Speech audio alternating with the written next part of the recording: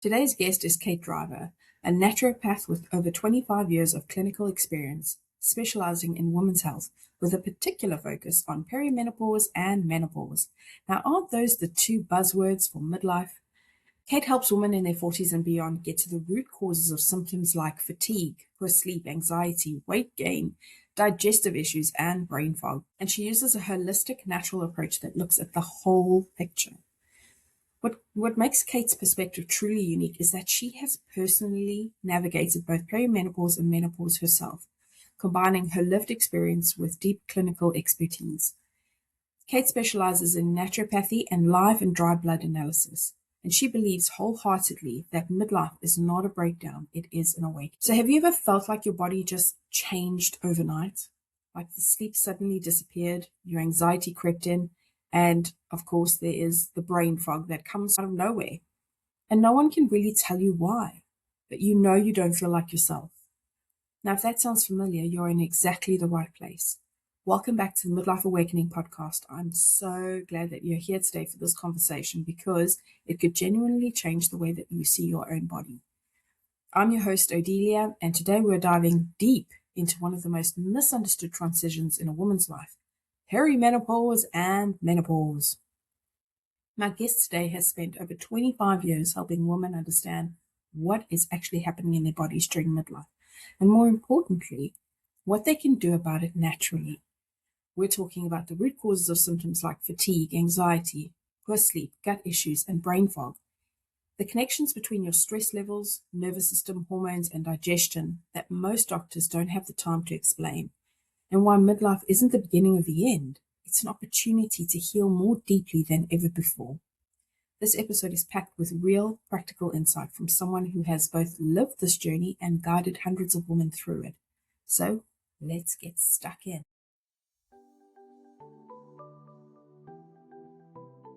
Welcome to the Midlife Awakening podcast. I'm your host, Odelia. This is a podcast about transformation for women who are waking up to who they really are while navigating everything that comes with midlife. And I want you to know I'm on this journey right alongside you. This is the show where we explore everything from the spiritual tools that can help us in our daily practices to healing modalities that we can use to heal what we've been carrying for so long, to the everyday midlife topics that a midlife woman faces, like perimenopause, finances, career changes, and so much more. Each week we go deeper into what it means to heal, to awaken, and to finally become the most authentic version of yourself. I'm so glad that you found your way here.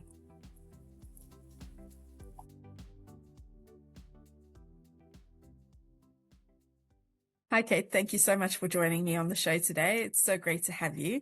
So why don't we start with, because I'd love to start with your story. How did your own experience of perimenopause and menopause shape the way you now work with women? Thanks, Adelia, and hello, everybody. Yes, I do have my own story. Well, I've been a naturopath for over 26 years now, and I have worked with women in perimenopause and menopause for a long time. And when I went through perimenopause myself, which was my early 40s, I realised that there was a lot more of things that are underlying why women get symptoms in perimenopause and menopause.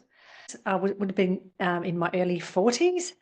And at this stage, I was going through a lot of personal stress and my body was being, driven very hard. So I experienced lots of symptoms, and my symptoms started with things like sleep issues and anxiety.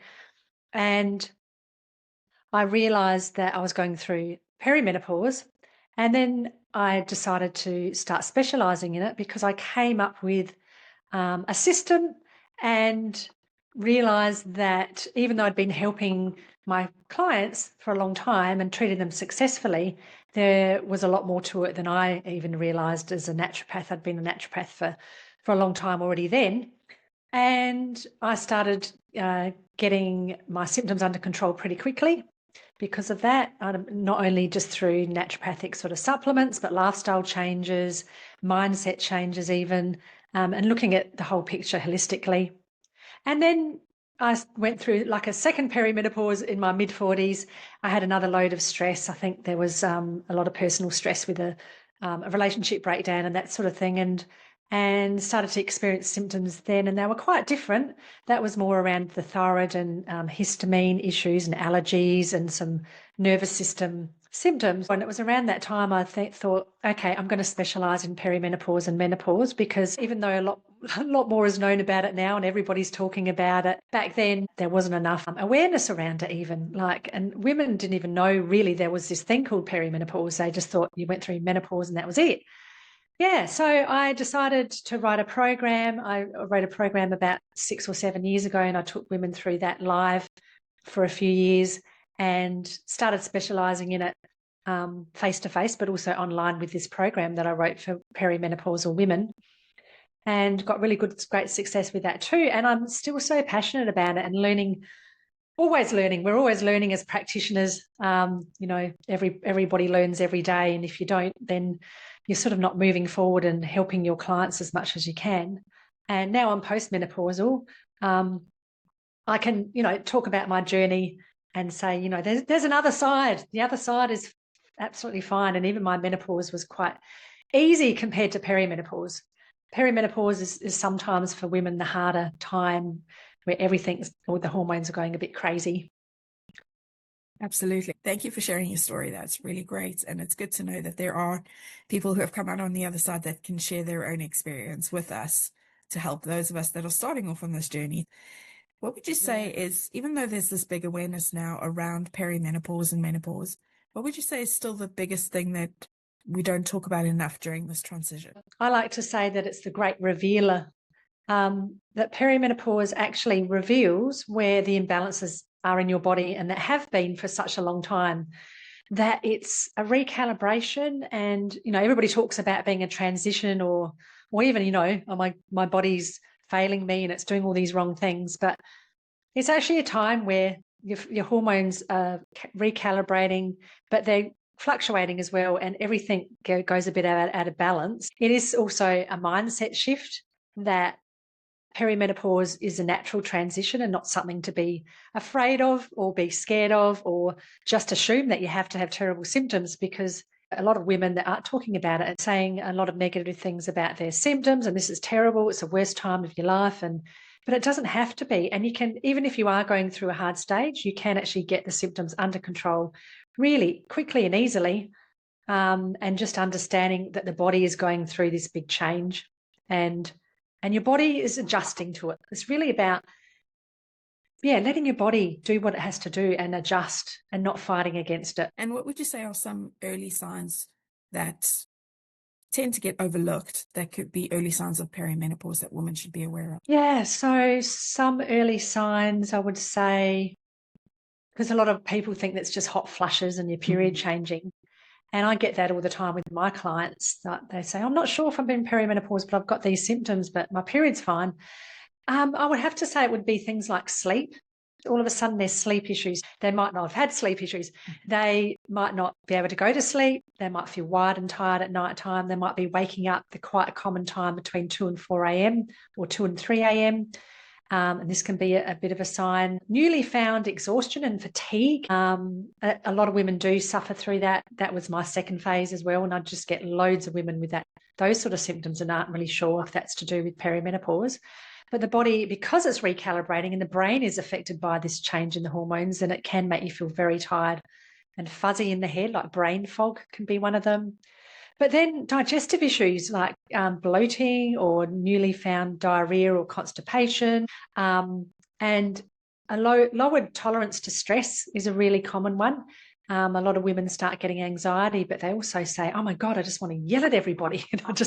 I'm so stressed all the time and I don't really know what's happening because I was never like that. So that's really a big one, stress intolerance, or feeling overwhelmed all the time. Like it's like the body hasn't got that buffer anymore, because the progesterone has dropped quite dramatically, especially when there has been long-term stress. That was really one of the hormones that help buffer the stress, that actually keeps us in more in that chilled out feeling sort of mode, in that parasympathetic part of the nervous system that is called the rest and digest.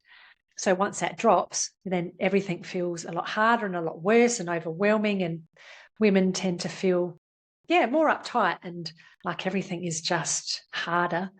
But then other symptoms can be, even if their periods haven't changed, that usually comes eventually some sort of shift in their menstrual cycle. But their PMS or premenstrual syndrome or premenstrual tension sort of symptoms can actually start showing up or even get worse. And some women, actually like myself, might start getting headaches. I think I had a few headaches that I never had around my period before. So even things like that can be little subtle signs that things are changing. Mm. Yes, I would have to say they're probably the main ones that I've experienced with myself and my clients. And we're talking about the phases. So is it normal for a woman to go through different phases, different phases in perimenopause? It is, because there's fluctuations in estrogen. So generally, to begin with, there's estrogen surges, and you tend to have high estrogen, and a lot of the symptoms can feel a lot worse and a bit all over the place. Like one minute you can feel terrible, have this breast tenderness and headaches and migraines and heavy periods, and things like endometriosis or fibroids might even start showing up in women in their 40s. So that can be that estrogen sort of surge phase, and you can still have estrogen dominance even if you don't show high estrogen on a blood test. And then the estrogen starts fluctuating, but then you can get drops where it actually drops even further. So it can go up and down, but then drop even more along with the progesterone. So the progesterone has probably started out being low already, but then when it drops even more, really it's through the adrenals that help buffer this change. And if the adrenal glands, which produce your stress hormones, if they're not functioning up to par, or they're a bit dysfunctional and they're not producing the stress hormones at the right time, then they don't take over this fluctuation in hormones or the drop in hormones efficiently. So usually it would be later on that the adrenals start perhaps faltering a bit, but I find that women just enter this stage with these full-on symptoms which can eventually get worse if they just ignore their nervous system and their stress levels and just push through and push harder and say, oh, well, I've got to keep working, I've got to keep doing this. And that long-term stress can actually cause more issues. That was going to be my next question, is what is the impact of long-term stress? Because I don't think we truly understand the impact that stress can have on our bodies.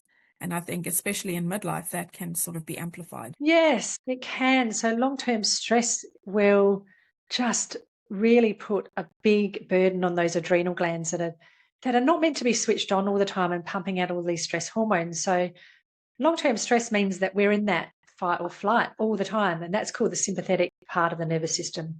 So you're in sympathetic mode, and we're not meant to be like that all the time. We're not meant to be feeling like we're being chased by a tiger. We're not meant to be in the stress mode, but people are just so used to being like that nowadays that they're thinking it's normal. So that long-term stress means that you've got high cortisol, and when you have high cortisol and it stays high, then the adrenal glands do get weaker, and the thyroid gland eventually can start to be an issue. So the adrenals and the thyroid actually help regulate your nervous system. And it gets missed quite a lot that I see is that the thyroid doesn't get tested thoroughly by the women's GPs, or they might not even be aware that the adrenals need some support. But because the thyroid then starts to have to take up some of the slack that the adrenal glands can't cope with, then you can end up with something called subclinical hypothyroidism. So long-term stress can affect the adrenals, and it can eventually affect the thyroid.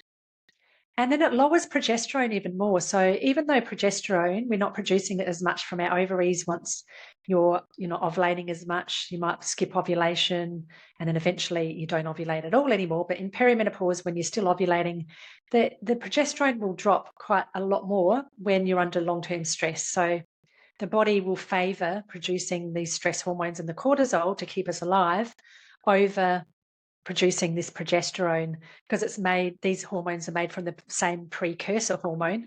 So the progesterone will actually be really bottomed out. And I think that's probably partly where I started, and I see a lot of women start. So that long-term stress really puts you in a bad state already with the low progesterone, which is, like I said, you're buffering and you're chilled out sort of hormone. And then it can also cause insulin resistance long term. So once you've had this high cortisol, you'll end up with that belly weight, and we'll start pulling around, your midriff weight that women dread and wonder why that's been happening. But that's usually long-term high cortisol, and that triggers the insulin to stay high. And the more you have high insulin, the more your body will become resistant to utilizing your glucose and using that insulin to unlock glucose from your food. So you just store it and you'll put on weight, belly weight.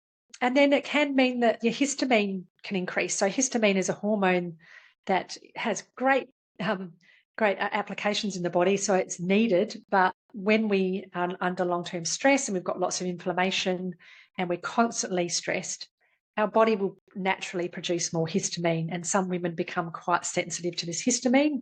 So therefore allergies and intolerances and all these strange and wonderful symptoms, from anything from itchy skin to feeling like funny nervous system twitches, and people sometimes get the burning mouth syndrome, or it could cause sleep problems or anxiety. All of those things can actually pop up because of long-term stress. Yeah. So there's a lot, isn't there? Yeah.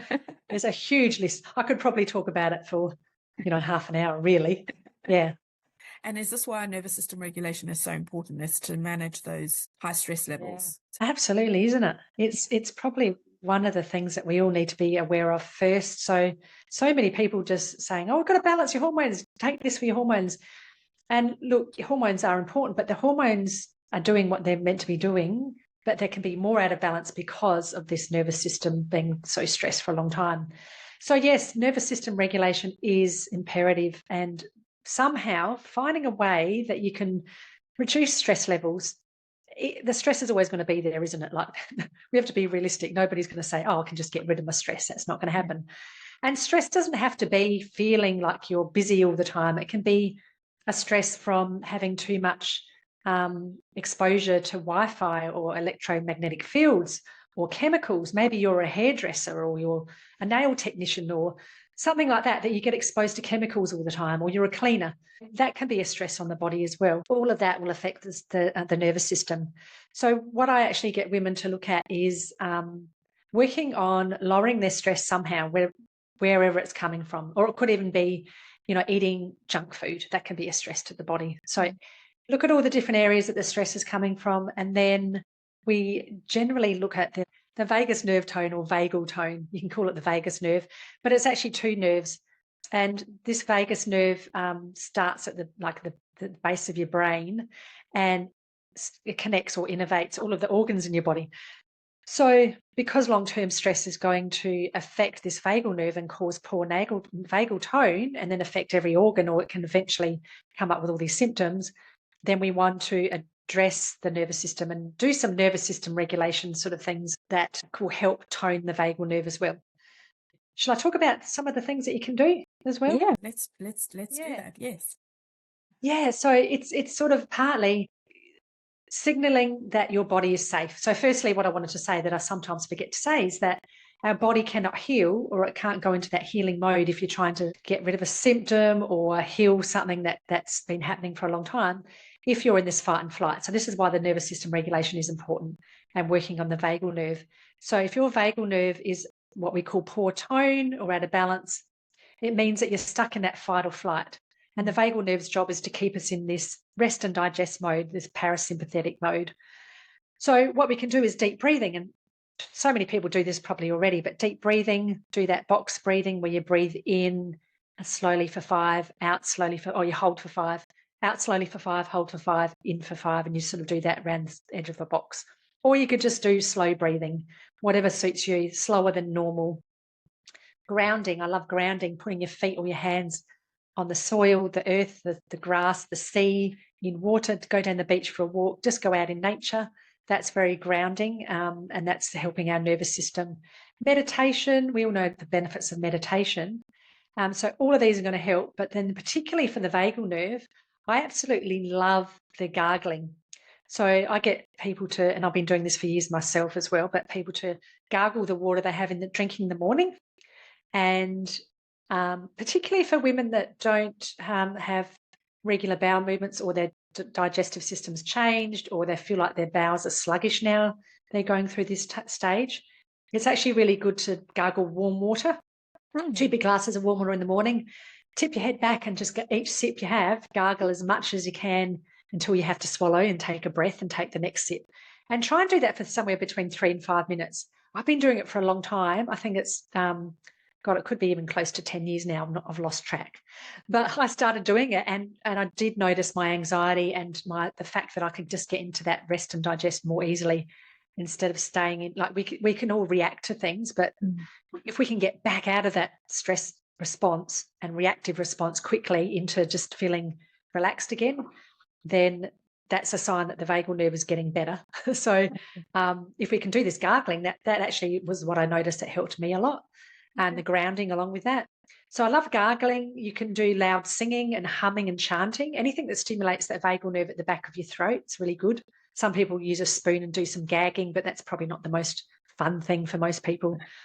And then there's actually some devices you can get to stimulate the vagal nerve, and some little exercises you can do in the ears, which I'm not usually teaching, but yeah, there's probably a lot of information about that out there. But yeah, so really working on the vagal nerve is one of the biggest ones, and just telling yourself when you're feeling stressed and that you realize that you're always feeling like you're on edge and you've got to do something all the time. Just say to your body, okay, stop. I shouldn't be feeling like this. And it's a matter of rewiring your brain to think a bit differently. You're allowed to relax. You're allowed to let go once in a while. Yeah, it's really important for all of us, isn't it?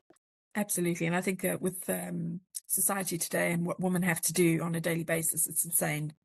And we don't give ourselves the opportunity to rest, but we should.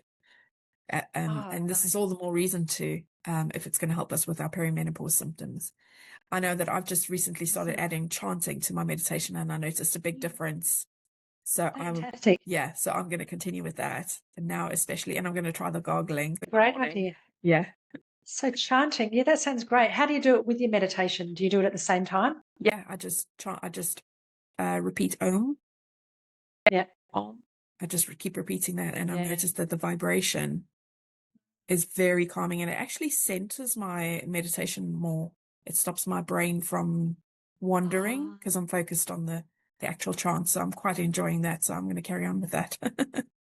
Fantastic. That's great. Oh, thanks for sharing that too. That's really good. Yeah, chanting's actually really good. I like doing the Om or just humming. Yeah. And sometimes if I'm driving or down the beach and there's not many people around, I tend to do that as loud as I can. And you have to try it, ladies. It's actually you can really, like you said, feel centered and relaxed. Yeah, I was really surprised. At first I felt a little bit uncomfortable doing it, but as I got into it, I gave it got a few minutes into it, then I started to feel like I was getting more centered, coming back to myself, and my brain wasn't wandering as much. So it was a really good experience. And so I've been doing it since then. Wow, that's great. Oh, good. Yeah. So let's talk a little bit about the gut-brain hormone connection. Yeah. So then, as I mentioned before, the vagal nerve, it connects to all of the organs all the way down to your gut. So your gut, or your gut bacteria, or the microbiome, which is the balance of the bacteria in your digestive system, that can send messages up the vagal nerve to the brain, and the brain can send messages down the vagal nerve to the gut. So it's a two-way street. So your vagal nerve really tells us that we're feeling safe, and when we need to digest food, when we're in that relaxed state, that it's okay to digest food. So when you're in that rest and digest, we produce stomach acid and pancreatic and liver enzymes, and then we digest our food. But if we're in that fight and flight, then we don't digest our food properly. And this is where a lot of women go through perimenopause and menopause with digestive issues, because they're stuck in that fight or flight, and they're getting these issues because they're not really in that rested state to digest their food. And if they have that long-term stress, then that gut microbiome, because the vagus nerve will actually keep you in that fight and flight, that gut microbiome will be changed, that will be altered.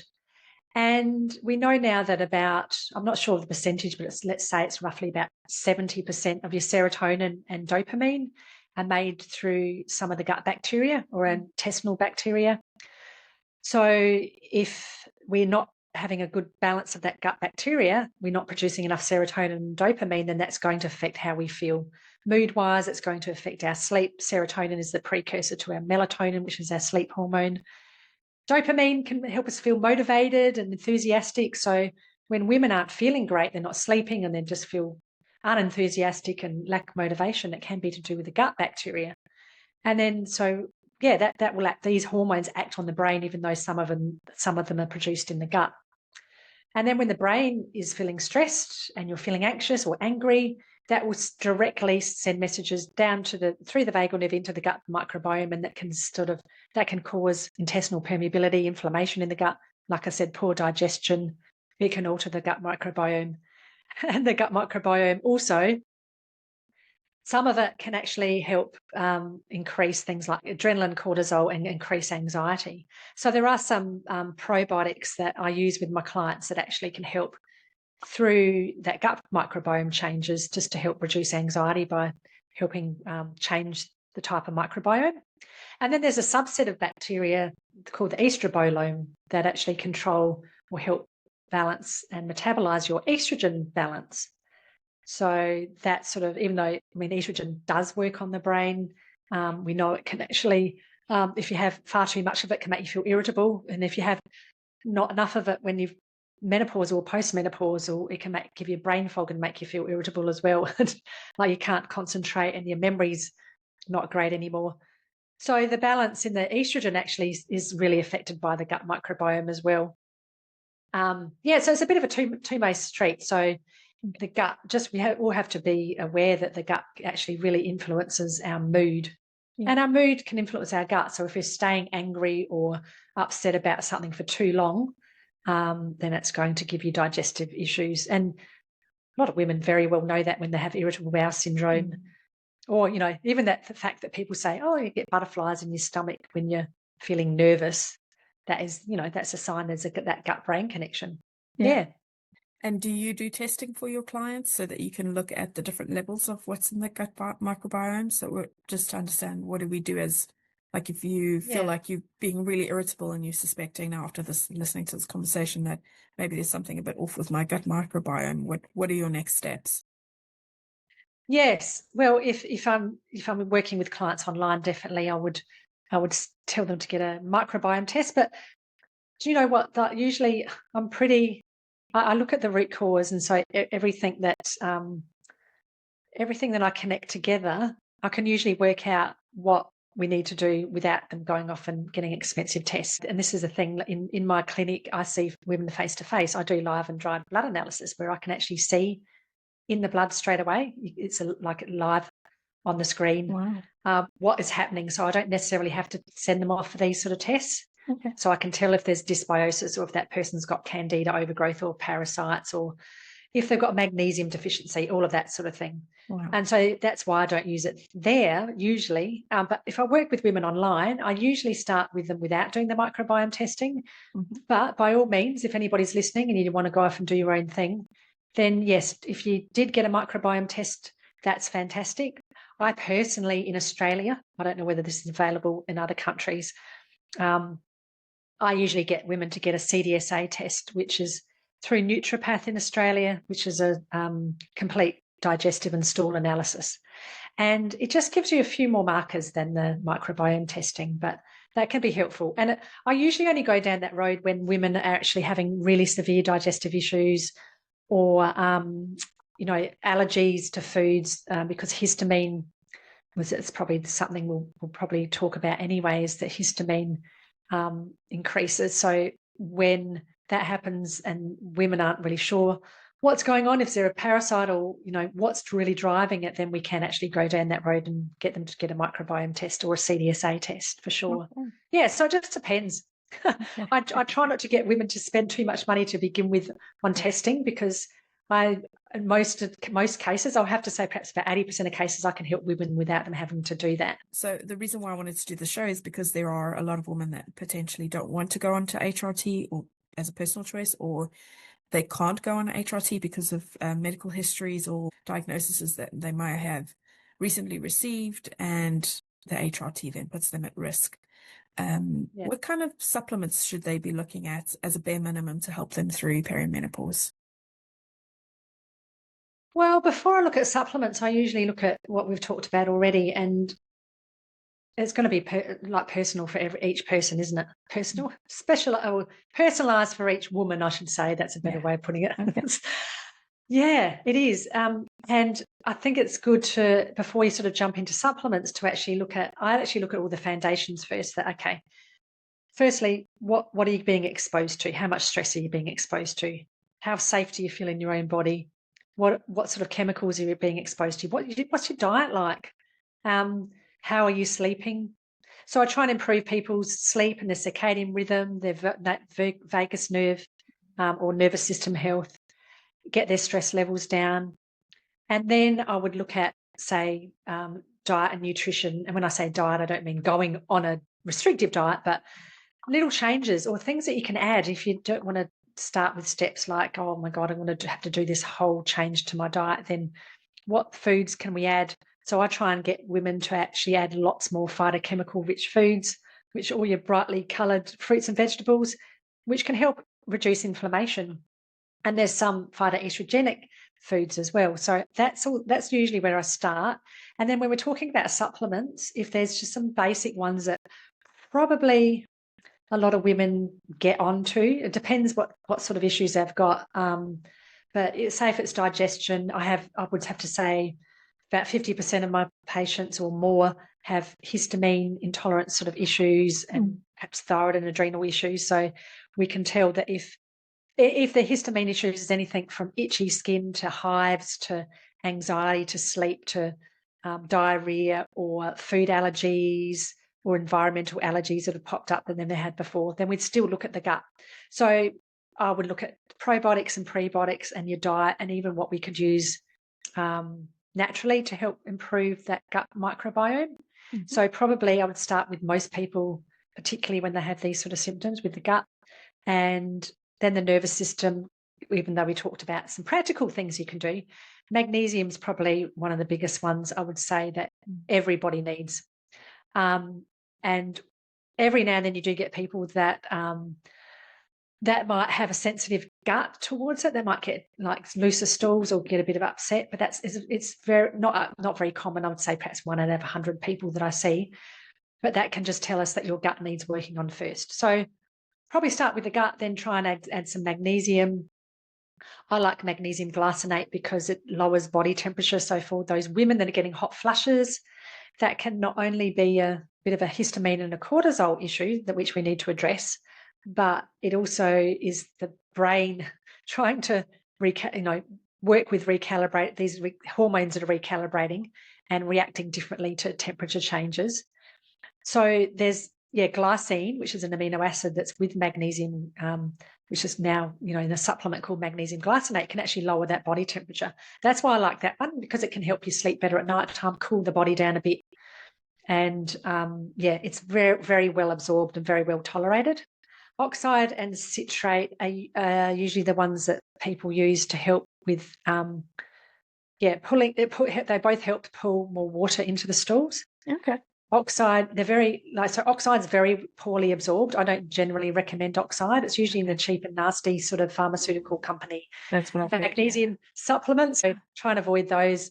But if you are really constipated and you need some help and you don't want to go down the laxatives and that sort of thing, then yes, I would probably go citrate first. I mean, you can take oxide, but just be aware that it's not going to be absorbed into the cells of your body.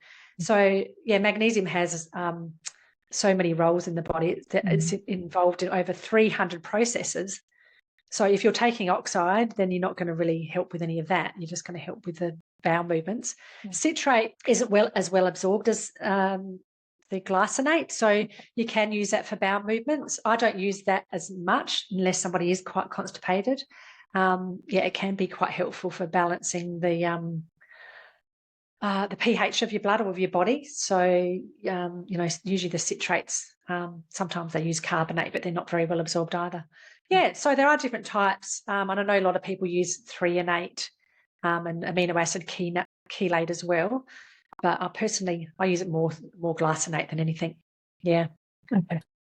So what I'm hearing from what you're saying is that before we start with worrying about supplements or anything like that, we need to work on our nervous system regulation and potentially our gut. But nervous system regulation being the most important. I think so. Reducing stress levels and working on the vagal nerve and just calming the system down and not pushing through, especially when you feel stressed. And as we were sort of talking about before, that, we sort of don't let our bodies rest or say that, it's okay. We're allowed to. We're not meant to be pushing ourselves all the time. Women are just too busy. But, the other thing I also look at is your circadian rhythm, and that making that sure that women get daylight as much as they can, and especially in the morning, just to set your circadian rhythm. So our body has a balance of when you release the cortisol and when you release the melatonin for sleep. So cortisol and melatonin should be in a certain balance. And if people are staying inside too much in artificial light and being exposed to all the blue light from devices, then this is one of the biggest issues too in our environment that's actually causing an imbalance, particularly with sleep. And I do look into sleep a lot with women, and it affects every part of your health, but this exposure to all this electromagnetic radiation and artificial light that we're exposed to in blue light is really important to look at too. So that would be another foundation I would look at, that okay, you can take supplements, but if you're getting exposed, you're sort of waking up in the dark, you're going to work in the dark, you're sitting inside, you're not getting out at all. And I understand in countries like even where you are, in the UK, you don't get a lot of sunlight compared to Australia, where I am. At the moment, it can be light until 8:30 at night time. And so you want to get outside in that daylight and without sunglasses too, because our retina needs to know that there's that sunlight out there. You don't need to stare at the sun, but in the morning, if you can get up and get out in the sunlight for 10 minutes, that will help your brain recognize that you need to release that cortisol, and then that later on in the day you will release the melatonin. So that's part of it, because the circadian rhythm actually affects all of your hormone balance too. So I love looking at that. But also keep making sure you're balancing your blood sugar levels. That a lot of women miss this too. Like they might be drinking lots of coffee and their blood sugar levels are all over the place. And as soon as your blood sugar levels are fluctuating and dropping, and you might have a coffee and something sweet because you're tired, then your blood sugar levels will plummet. And when that happens, you produce more cortisol because your body needs to do that to pull out some stored glucose to help you stay alive.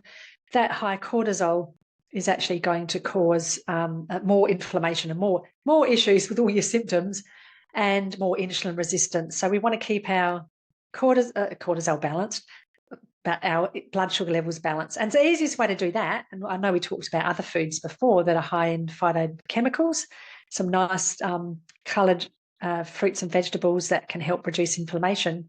You can start with adding those to your diet, but to balance blood sugar levels, have protein at every meal. That's really important. And, I know a lot of people don't like eating breakfast, especially if they're doing intermittent fasting, but that's not for everybody. And particularly if there's high cortisol, I actually say to a lot of women at this age, intermittent fasting might be making it worse for you, because you have to produce more cortisol when you're not eating, and that can make things worse. So trying to eat a big breakfast with lots of protein, have some protein at lunch and dinner as well to help balance your blood sugar levels. That's really important as well as a foundational piece. Yeah. And I've heard eating breakfast within half an hour of waking up is ideal. Is that? It's ideal. It just depends what that person is trying to do. But if you've got a lot of stress, a lot of anxiety in the morning, yes, I would probably do that. Then sort of push through. Everybody's going to be different to what, but I would say within a few hours, especially if your adrenals need some support, eat within the first 2 hours for sure. Women that do these sort of 16-hour fasts, some of them are good, but everybody's resilience is different. And I think I have some patients that have got great stamina to get through that fast, and that does them really well, and they just love it. But others would fall apart, and they would just feel terrible and couldn't do it. And it's going to make them hangry. And it's sort of like they need a bit of a metabolic reset where they just really don't have those stores to push through from. Not only they can't release the glucose that they've stored in the body, but they can also not regulate their blood sugar levels properly. And it comes down to the adrenals and the liver health as well. And always, there's so much we can talk about, but always also talk about when we look at the gut health, we always have to talk about the liver when it comes to hormones too, liver and bile. So I also look at, people getting some nice bitter foods into their diet too to stimulate that bile flow, because the bile is really important. And that's probably another subject for another time, but I could talk about bile a lot as well. That bile will help you with, not only the gut health, but, eliminating toxins and keeping inflammation low and helping with your thyroid balance. And a lot of people overlook it. And this is why one area that I'll sort of look into is really the liver and gallbladder at this age as well, because it has a huge influence on everything. Yeah. Okay, wow, that's really interesting.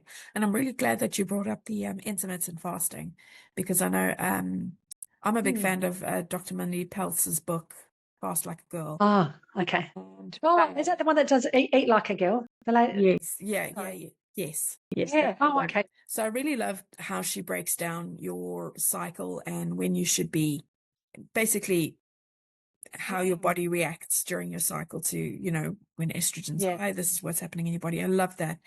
But it's also really important for people to understand what she's also said, and she hasn't said this in her book, but she does, if you follow her on YouTube, and that's really important, that if you're going through really stressful periods or you're very stressed, you really shouldn't be doing the early morning fasts. You should get that breakfast in first thing in the morning, and then potentially fast from later on. So even though intermittent fasting has all its benefits, it's important to know that stress element can change whether you should be fasting in the morning or not. So that sort of lines up really nicely with what you've just talked about, which is quite important, I think, for people to know and understand. Yeah, absolutely. And then I suppose if they really do want to do fasting, they've got to work on their nervous system first and get them into that more grounded, calmer state, and then go for the fasting if that's what they aim to do if their body's under a lot of stress. So yeah, that's great. Yeah, she's a fabulous woman. I only really sort of found her about 6 months ago and thought, wow, I love her. She's so genuine as well, and very straightforward. That's what I love. Yes, absolutely. No, she's really, really good. So if a woman feels really overwhelmed and stuck, the first thing that she needs to look at is her nervous system regulation, and then also her circadian rhythms, and trying to fix that. Yeah, I would be looking at that. Yeah. Yeah. What reassurance would you most like women to hear about their bodies in midlife? That your body's not working against you. It's not working against you. It's actually telling you something. It's communicating with you. So be kind to it and do something about the symptoms that it's communicating to you. They're there for a reason, and your body absolutely knows how to heal itself. All you have to do is give it the right environment, the right resources, and do the right thing. And it's actually a recalibration. So it can be a really liberating time, and it can actually be a really good chance to get your health to the best stage in your life that your health has ever been, because your body is screaming at you saying, come on, you've got these symptoms. And so many people sort of fight against it and get upset. And things like HRT might help some women, or even some herbs for your hormones, but it's really looking at the underlying root drivers, the causes that are actually causing all these symptoms to begin with, because we're not really meant to get these symptoms as extremely as we do. So it's understanding that you can get to those root cause, and you can have, a fabulous rest of your life without these symptoms if you just go through that. Instead of, we don't want to treat it like medically, like just covering up a symptom. We want to treat the causes of why these symptoms are happening. And your body, like if we do get it into that rest and digest stage and work on your vagal nerve, it does actually know how to heal itself, and it will heal itself. Yeah, so that's probably the main things. You have to trust your body. I love that. I really do love that. And so I'm going to ask you the last question, and this is, I ask all my guests. So what would you tell your younger self if she was sitting right next to you right now? How young? You choose. Any age. Oh, okay. Well, I'd probably say if I was in my early 30s, that perimenopause is coming up. Try and get your stress levels lower before you go through perimenopause. And I've always looked after myself, but I probably have let stress and a bit of a emotional roller coaster life with my personal life. So work on the stress levels and have, I don't know what it's called, not emotional resilience, but don't be reactive to things. nowadays I don't react when people generally are reactive to everything they're around them. Have self-calibration and self-assurance that, it comes from inside, I suppose. So I've been on a huge spiritual journey, and I wish I started it in my 30s. So probably say to my younger self, get on your spiritual journey earlier and get your stress levels lower and be kinder to yourself. Don't always push through, and keep away from stressful, toxic people. Yeah. I'd probably say that too, because that can have a big influence.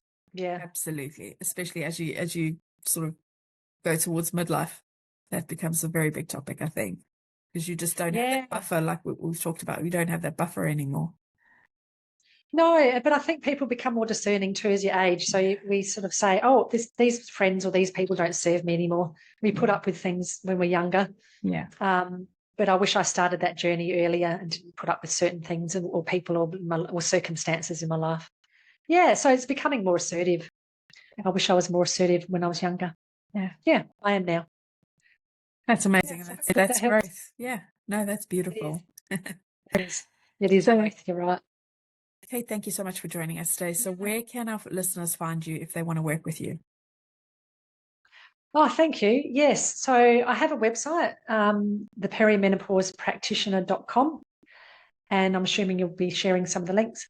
And I would love you to join my free Facebook group. And this is where it's called it's called PMS, but I'm changing the name soon. So just look out for me under Kate Driver under Facebook.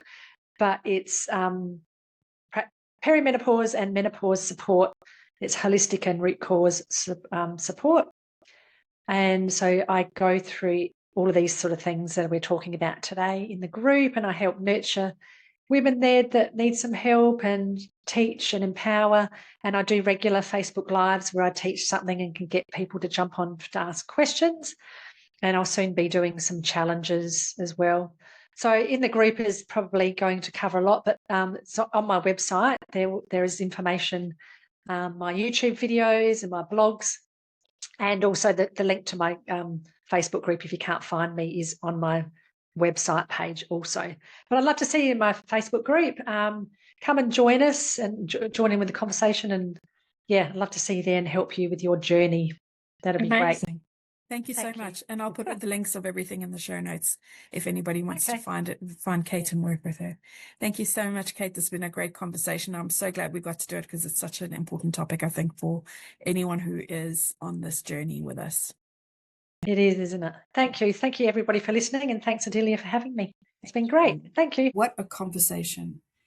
Because that message that your body is not working against you, it is communicating with you. I think that is something that every woman in midlife needs to hear.